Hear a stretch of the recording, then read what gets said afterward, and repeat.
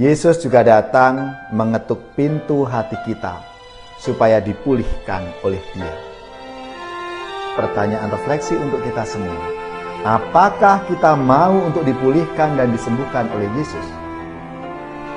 Penyembuhan membutuhkan proses yang tidak mudah. Kebiasaan lama yang tidak sehat harus dikorbankan demi penyembuhan itu.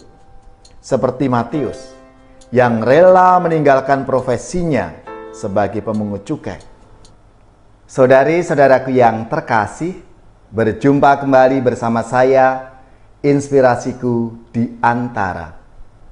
Renungan harian Kamis 21 September. Hari ini kita bersama seluruh gereja Katolik, Pesta Santo Matius, Rasul dan Pengarang Injil. Semoga kita bersama keluarga, komunitas kita, selalu dalam keadaan baik, tetap sehat dan bersemangat. Marilah kita mengawali renungan kita dengan tanda kemenangan Kristus.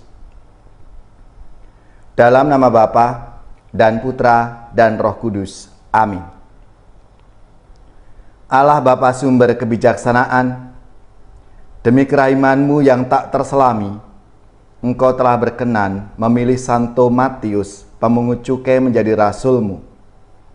Semoga dengan pertolongan teladan dan doanya, kami Kau perkenankan mengikuti Engkau dan berpegang teguh padamu. Dengan pengantaraan Yesus Kristus, Putra-Mu Tuhan kami, yang bersama dengan Dikau dalam persatuan Roh Kudus, hidup dan berkuasa Allah sepanjang segala masa. Amin. Dalam nama Bapa dan Putra dan Roh Kudus. Amin. Inspirasi kita hari ini dari Injil Suci menurut Matius bab 9 ayat 9 sampai 13. Marilah kita siapkan kitab suci kita masing-masing. Kita akan membaca bersama dan merenungkannya. Pada suatu hari, Yesus melihat seorang yang bernama Matius duduk di rumah cukai. Yesus berkata kepadanya, "Ikutlah aku." Maka berdirilah Matius lalu mengikuti dia. Kemudian ketika Yesus makan di rumah Matius, datanglah banyak pemungut cukai dan orang berdosa, makan bersama-sama dengan dia dan murid-muridnya. Melihat itu, berkatalah orang-orang Farisi kepada murid-murid Yesus, "Mengapa gurumu makan bersama dengan pemungut cukai dan orang berdosa?" Yesus mendengarnya dan berkata, "Bukan orang sehat yang memerlukan tabib, melainkan orang sakit. Maka pergilah dan pelajarilah arti firman ini.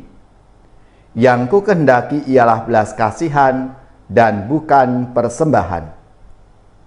Karena aku datang bukan untuk memanggil orang benar, melainkan orang berdosa." Demikianlah sabda Tuhan. Terpujilah Kristus.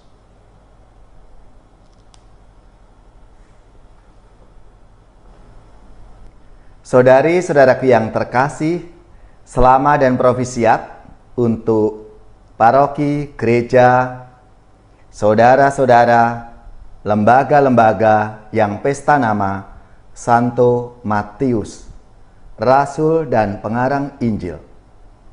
Semoga semangatnya memberi inspirasi dalam hidup dan karya pelayanan kita semua. Matius lahir di Kapernaum, daerah Galilea. Ia adalah seorang pribadi yang berpendidikan. Ia menjadi pemungut cukai dan tampaknya punya nama asli dalam bahasa Ibrani, Lewi. Dia menerima panggilan Tuhan menjadi bagian dari 12 rasul. Menurut sejarawan Eusebius, Matius adalah penulis Injil pertama yang ditulis dalam bahasa Aram. Beberapa tradisi mengatakan bahwa Rasul Matius mewartakan Injil di Persia dan Ethiopia dan menjadi martir. Injil Matius yang sampai kepada kita ialah versi Yunani yang menekankan kemesiasan Kristus. Injil ini adalah Injil tentang kerajaan Allah dan pemenuhannya terjadi dalam diri Kristus menggenapi perjanjian lama. Injil ini juga disebut sebagai Injil tentang sabda bahagia dan tentang gereja. Saudari-saudaraku yang terkasih, dalam kehidupan sehari-hari ada banyak rasa sakit yang kita alami, entah yang diderita fisik maupun sakit di dalam hati dan jiwa kita. Penyebabnya ada bermacam-macam. Bisa karena kesalahan kita sendiri, karena orang lain, ataupun peristiwa-peristiwa yang tidak kita harapkan. Hal itu seringkali membuat kita lemah dan merasa sedih terus-menerus. Dalam sabda Tuhan hari ini, Yesus datang kepada Matius untuk menyembuhkan luka-luka dalam hidup Matius. Sebagai seorang pemungut cukai, Matius jatuh dalam dosa. Jiwanya terluka oleh harta, kemakmuran, dan penghinaan oleh bangsanya sendiri. Yesus datang dan menawarkan belas kasihan. Ia mengajak Matius untuk bertobat sehingga jiwa Matius yang terluka kembali pulih dan beroleh sukacita kedamaian kekal.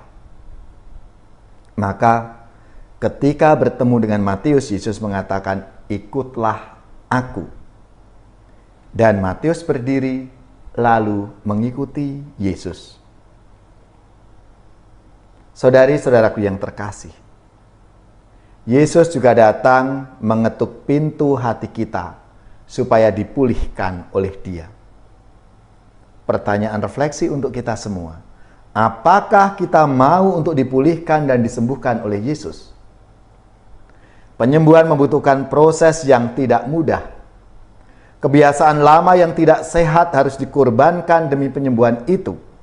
Seperti Matius, yang rela meninggalkan profesinya sebagai pemungut cukai dan mengembalikan apa yang ia ambil bahkan sampai 4 kali lipat. Itulah yang disebut pertobatan, yakni berani meninggalkan cara hidup lama, mengampuni diri sendiri, serta beralih kepada kehidupan yang baru yang dikehendaki oleh Allah.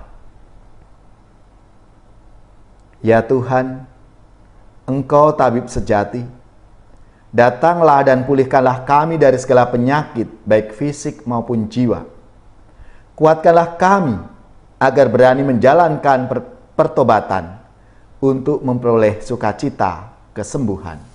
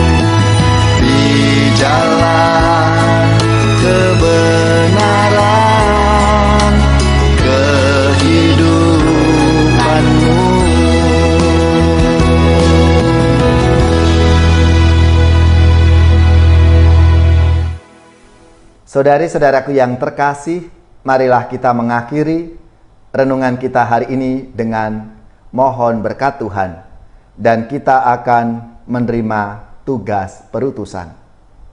Marilah kita siapkan hati kita untuk menerima berkat-Nya. Semoga saudari-saudara sekalian, keluarga, komunitas, orang-orang yang kita doakan, mereka yang sakit, yang menderita, seluruh tugas, belajar, pekerjaan, usaha, serta karya pelayanan kita dibimbing, dilindungi, dan diberkati oleh Allah yang Maha Kuasa, Bapa dan Putra dan Roh Kudus. Amin.